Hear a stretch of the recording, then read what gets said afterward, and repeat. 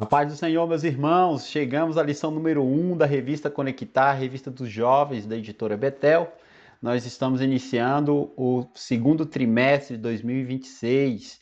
Com isso, o tema da nossa lição número 1 é reconhecendo o senhorio de Deus. Nós vamos ter uma jornada da eternidade ao coração de um Deus grande, transcendente, mas também imanente, aquele que está próximo dentro de nós. Dessa forma, nós vamos avançar e vamos avançar da seguinte maneira. Primeiro, nós temos que nos atentar a essa questão do Senhor é a terra e a sua plenitude, o mundo e aqueles que nele habitam. Salmo 24, verso 1. Aqui nós vamos ver que nós temos um Deus que ele criou o homem, mas existe um propósito dessa criação. Ele não cria um homem por criar. Ele cria um homem, e dentro da nossa teologia cristã, nós vamos ver que ele ama primeiro antes de criar. Então, antes mesmo de nós vir a existir, antes do Adão ser feito, ele já amou. Ele já amou Adão e sua descendência. Dessa forma, ele faz isso dentro de um propósito de amor. E depois vem uma outra questão.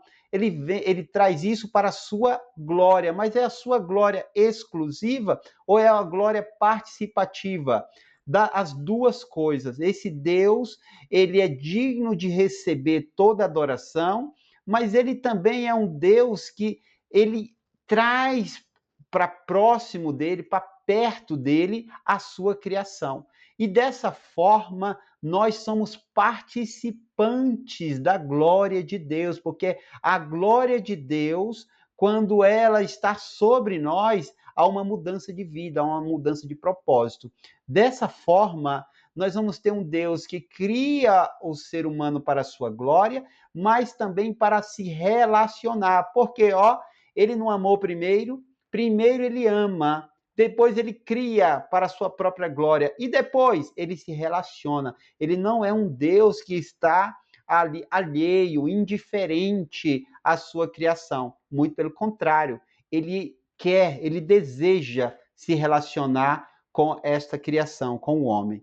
Dessa forma, cai por terra qualquer tipo de fala ou pensamento relacionado a um Deus que criou para satisfazer as suas necessidades de solidão. Deus não é solitário, muito pelo contrário, ele é um Deus completo. Então, ele não criou nós, os seres humanos, por uma necessidade, mas ele criou porque ele nos amou primeiro, ele criou para a sua própria glória e ele criou para se relacionar com esta humanidade.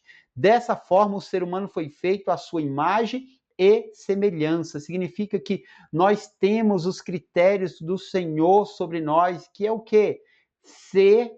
Ter caráter de Deus. Então, ser um crente que é digno de representar este Deus Todo-Poderoso diante dos homens. Mediante o quê? Mediante a sua questão de semelhança. Somos semelhantes nos sentimentos, na forma de pensar, porque a mente de Cristo está em nós. Então, isso muda a soberania deste Deus, o senhorio desse Deus sobre nós só traz o quê? Benefícios. E esses benefícios servem para quê? Para servir, para cuidar, né, da criação, né? E ele vai o quê? Refletir na natureza, né? A natureza divina, tudo que ele criou, pensado, vai se refletir em toda a criação. Amém? E aí a verdade aplicada vem dessa forma, Deus é Senhor de tudo e a sua vontade prevalece sobre todos os aspectos da nossa vida. Não somos donos de nada, mas mordomos de tudo. Então, ele criou, mas ele também nos colocou para cuidar, para administrar. Então, todos esses aspectos envolvem o senhorio desse Deus, mas é um senhorio participativo, é um senhorio com objetividade, é um senhorio com propósito. Dessa forma, nós avançamos e nós temos que observar esses três pilares. O primeiro pilar é a soberania. Essa soberania, ela vem sob uma questão de autoridade suprema e absoluta sobre tudo o que existe, visível e invisível. Esse termo é muito utilizado na geopolítica, né? Fala muito da questão da soberania de uma nação. Isso tem sido falado muito, né, nos últimos dias no noticiário. Mas aqui, quando nós envolvemos a palavra soberania, envolve uma questão de uma autoridade que ela não depende de outro e ela não é atingida por outro. Então esse Deus é soberano, não há outro Deus maior do que ele ou igual a ele. Aliás, ele é o único Deus. Todos os outros são falsos. Mentira. Dessa forma, a soberania do nosso Deus, ela está sobre o cosmos, ela está sobre o universo, sobre essa criação. O outro pilar, o pilar número 2, é a majestade.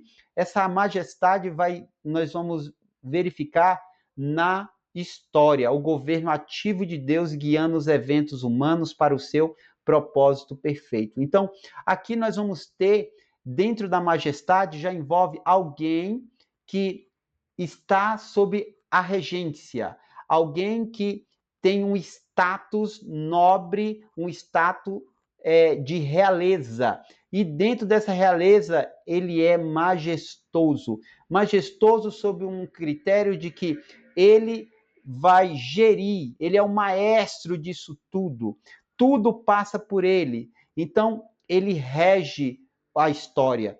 Tudo que nós vimos até agora, mediante as escrituras, mediante a história humana, Deus está guiando, Deus é majestoso, Deus está conduzindo. Amém? Ele governa. E o pilar número 3, o senhorio. Senhorio, esse senhorio é importante, porque o senhorio aqui envolve uma preocupação do nosso Deus em nós aceitarmos ele, nós termos algum tipo de sentimento, nosso coração voltado a ele. E para isso ele vai estabelecer o reino de Deus. Há uma diferença de reino dos céus e reino de Deus. Reino dos céus envolve o reino do nosso Deus na sua morada, o seu trono, onde os anjos habitam, onde os exércitos celestiais estão, onde ele governa. E envolve também a criação, toda a criação, é o seu reino. Mas o reino de Deus já envolve uma outra questão, porque dentro dessa criação, o Senhor se preocupou em nos dar um recurso, nos dar algo para que nós possamos assentir a Ele. De que forma?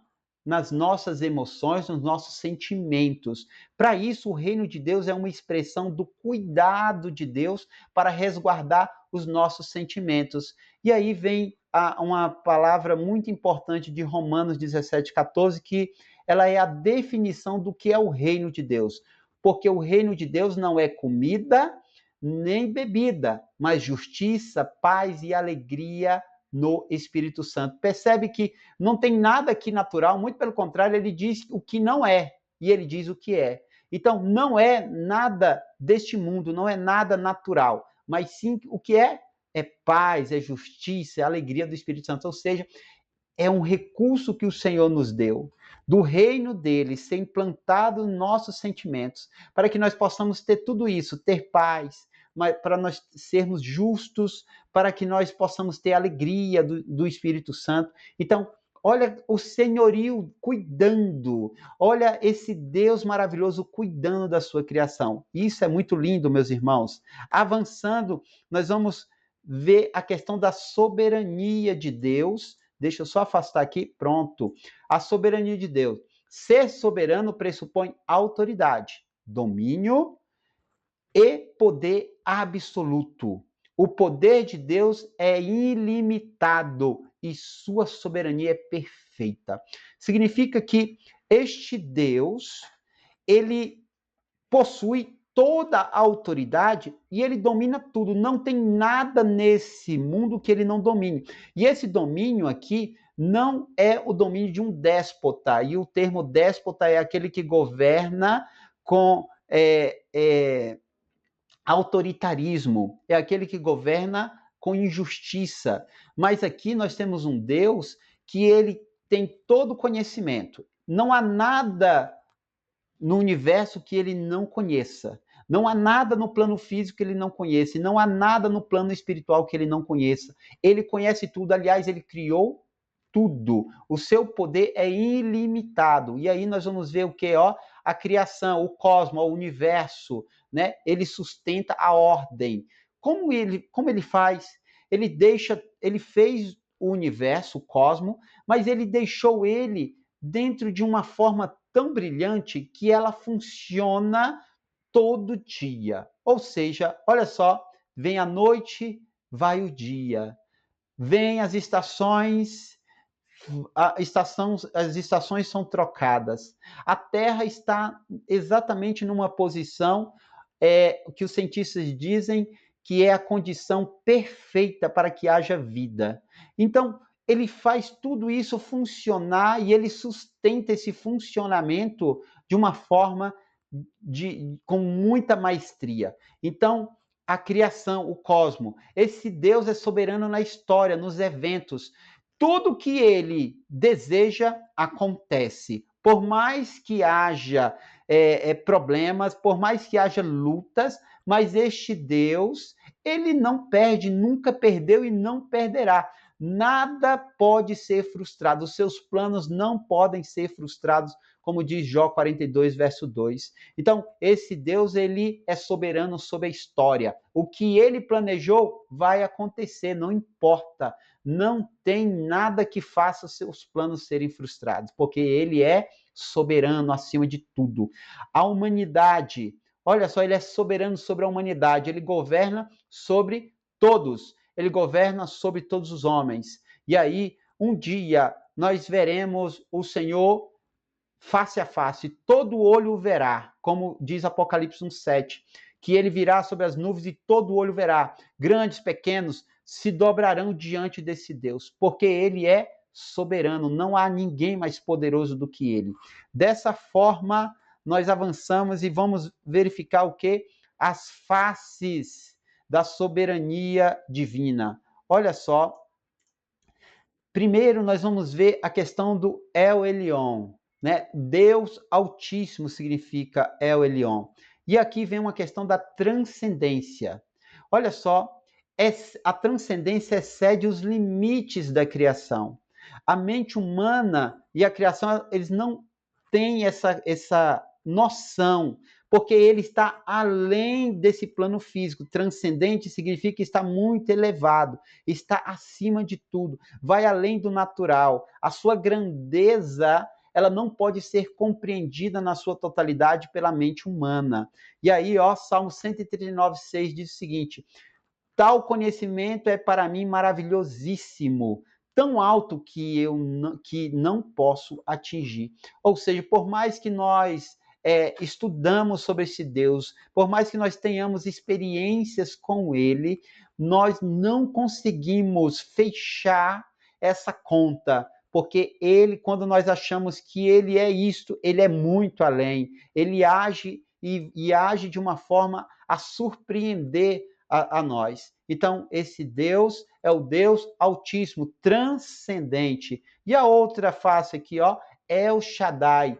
Ele é o Deus Todo-Poderoso. Significa que nada nele é fraco, tudo nele é forte.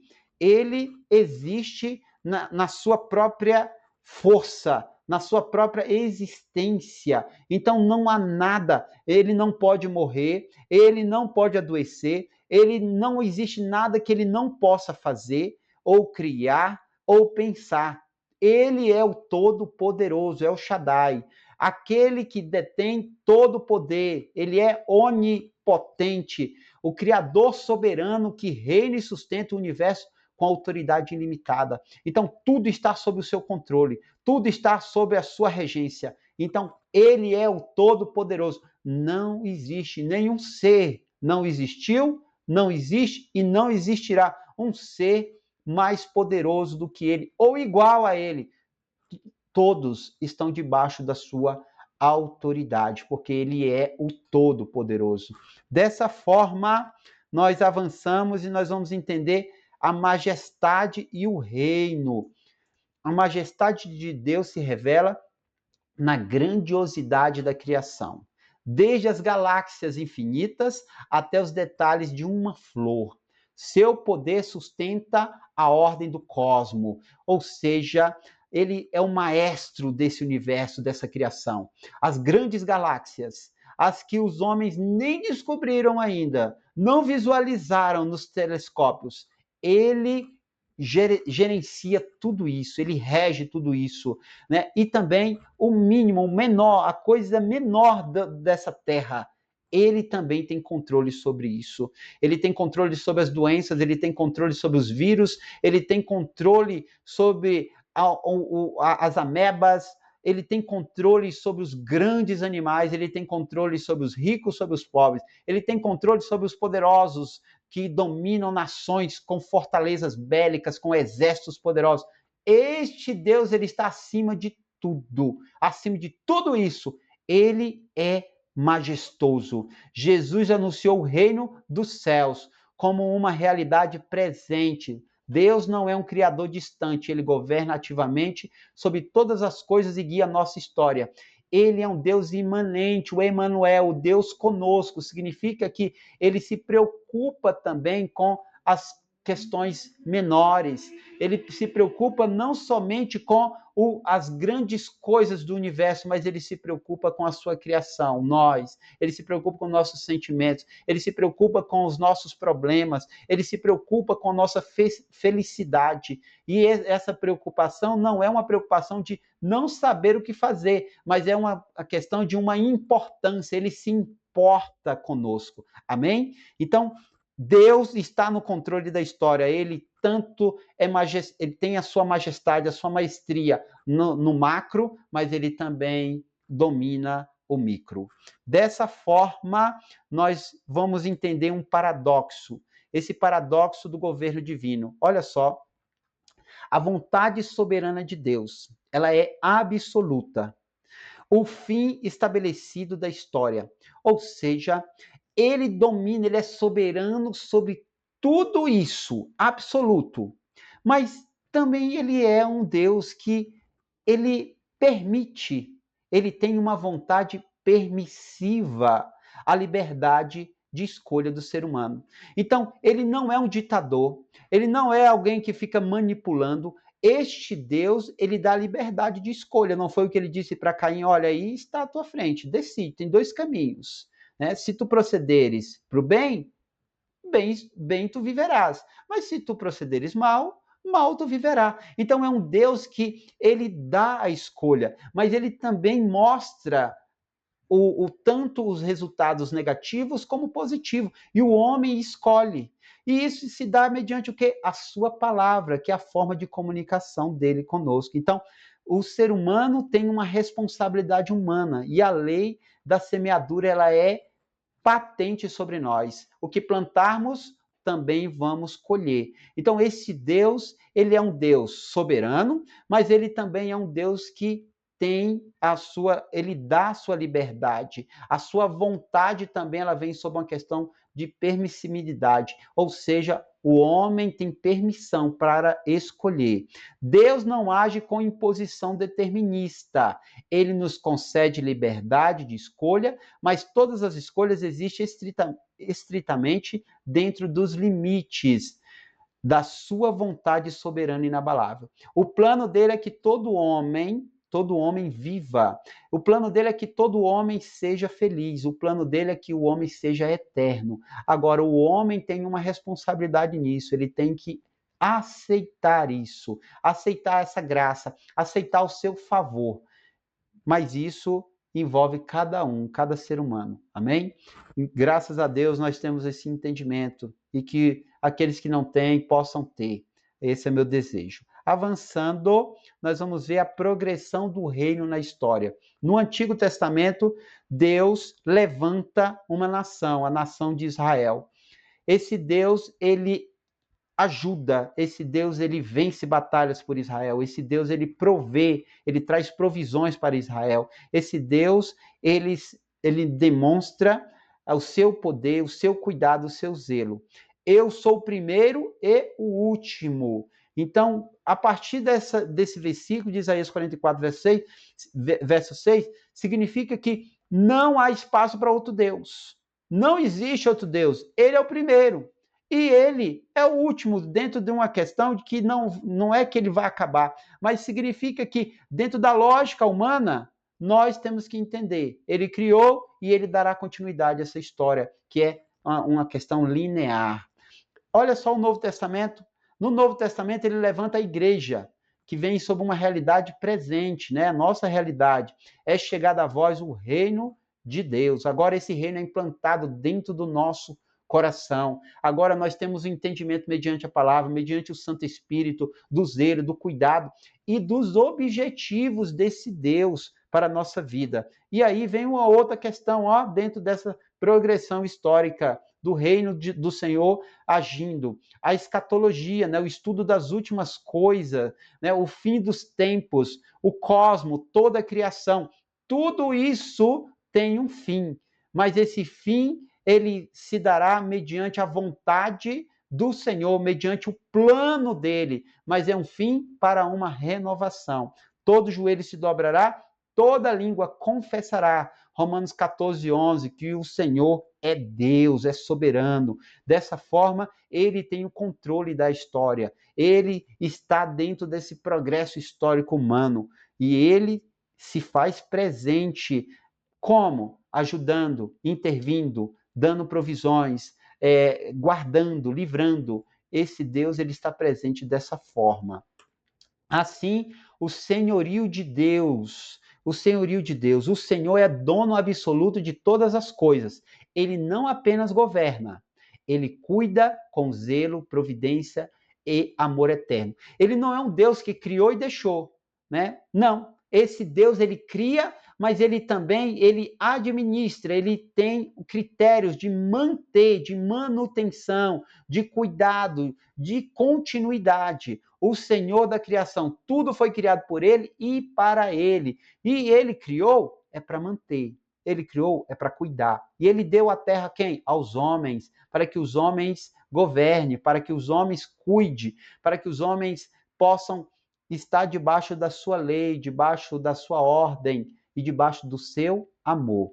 A providência constante, ele está o tempo todo trazendo providência sobre nós. Ele é zeloso, por isso não devemos nos desesperar diante das adversidades. O Deus que é transcendente, que cuida do macro, ele também é o Deus imanente, que cuida das nossas questões íntimas, pessoais, das nossas adversidades. Isso é maravilhoso, porque ele se importa conosco, apesar de toda a sua majestade, mas ele domina, ele é Senhor sobre nossa vida. Dessa forma, nós vamos ter o lexo do divino, né? Ou seja, as palavras do divino, entendendo a autoridade. Então, nós vamos ter o termo bíblico, El Elyon, nós falamos agora há pouco, é uma palavra de origem hebraica, né, que significa o superior. E a implicação para nós, os crentes, desse termo, reverência diante de sua transcendência insondável. Nós reverenciamos ele na obediência, nós reverenciamos ele na adoração, nós reverenciamos ele com o nosso viver. El Shaddai, esse termo bíblico também é em hebraico, ele significa todo-poderoso, e aí vem a confiança plena em seu poder ilimitado para sustentar. Significa que ele garante, ele sustenta, e não há nada que ele não possa fazer, porque ele é o todo-poderoso. E aí vem a palavra Adonai, que significa Senhor, né? No hebraico é dono, aquele que governa. E aí qual é a implicação para o crente? Ele é Senhor, ó, reconhecimento de que ele é o dono de tudo. Ele tem um senhorio sobre nós, que é a mesma palavra de Kyrios, né? Do Novo Testamento grego, no grego, ó, que significa ele é o Senhor, que ele tem a posse, ele tem a propriedade. E isso envolve o que para nós? Qual a implicação? Submissão ativa. Somos sua propriedade peculiar. Dessa forma, se esse termo ser propriedade desse Deus, significa que ele tem ciúme, significa que ele guarda, significa que ele tem um plano de preservação, significa que ele não tem um plano para destruir não, ele não tem o intuito de destruir, mas esse homem, dependendo da sua escolha, ele pode sim ser levado para a destruição, mas por a sua própria escolha. Lembra da responsabilidade pessoal de cada um de nós? Então, esse Deus, ele é o nosso dono, ele que domina sobre nós. E se somos propriedade, significa que ele cuida e ele tem ciúmes de nós. Amém? Avançando, nós vamos para o código-fonte da existência, os decretos de Deus. Olha só, esse Deus, ele está antes do que existe. Ele está na eternidade pretérita, ou seja, numa eternidade antes de tudo, antes da criação. Deus estabelece seus desígnios eternos e soberanos baseados em sua perfeita soberania. Antes ele já planejou, antes ele já pensou, antes ele já amou, antes ele já estabeleceu um plano. Então ele está na eternidade pretérita. E agora, depois que cria, ele vem um governo régio, né? A criação e o tempo, ele estabelece, ele intervém nessa história para que o plano seja concretizado, nos ajudando, mediante nossos erros, mediante as nossas falhas, mas ele está sempre torcendo para que nós chegamos e nos encaixemos dentro desse plano. Deus estabelece tudo o que acontece no universo criado é ordenado e sustentado de acordo com sua santa vontade. Então ele domina sobre tudo isso, tudo está dentro do seu plano. E qual é o grandioso propósito? O destino de todas as coisas culminam em um único objetivo final. Qual é o objetivo? Que nenhum se perca, que todos sejam salvos, que todos tenham a salvação em Cristo Jesus. Então, este é o plano, o código-fonte, o antes, o durante e o eterno. Dessa forma, isso é maravilhoso. Por que eu falo isso? Porque nós estamos num plano onde o tempo ele está vigorando, ele vai, os tempos passam, os anos passam, os dias passam, as horas passam, mas nós estamos sendo conduzidos para um tempo linear, sair desse cronológico e ir para um tempo linear, eterno, né, onde isso nada mais importa. Então, esse Deus eterno que está dentro desse quesito, ele também deseja que nós possamos também alcançar e estar com ele na eternidade. Dessa forma, nós chegamos ao propósito supremo, o ciclo da glória. E olha só como isso é interessante, a manifestação perfeita do grandioso propósito de Deus. Observe que esse Deus, ele tem uma glória passiva. Como que é isso? A natureza reflete naturalmente a majestade do Criador. Nós olhamos para a natureza, nós olhamos para o universo e nós vemos tudo isso funcionando. Isso demonstra a glória passiva dele. Nós conseguimos enxergar isso. Ele já fez. Está tudo funcionando e nós conseguimos ver essa glória. E a glória ativa? O ser humano reconhece a Deus e é incluído em sua glória. Olha só, nós, a partir do momento que conhecemos esse Deus, nós passamos a participar desta glória, vendo os grandes feitos de Deus, vendo o que ele faz no nosso interior, vendo o socorro que ele nos traz diante das adversidades. Então nós adoramos este Deus, nós participamos disso, isso é muito maravilhoso. A criação, o universo e os decretos de Deus, tudo isso vem sobre nós, é a glória de Deus. Nós estamos na criação e somos criação, mas também nós vemos os decretos de Deus, nós vemos a sua lei, nós vemos o seu santo evangelho nos conduzindo, e isso é glorioso. Amém? Avançando, nós chegamos ao fim com a resposta do coração. Reconhecer o senhorio de Deus é entregar-se à sua vontade soberana e confiar que sua sabedoria guia nossa existência. E aqui tem uma pergunta: como respondemos a essa realidade monumental? Com humildade. E na humildade nós reconhecemos publicamente que nós não somos donos de nossas vidas, mas mordomos dos cuidados do Senhor. Tem gente que não aceita a lei de Deus, não se sujeita a ele, porque estão envoltos nos seus pecados, não querem deixar seus pecados.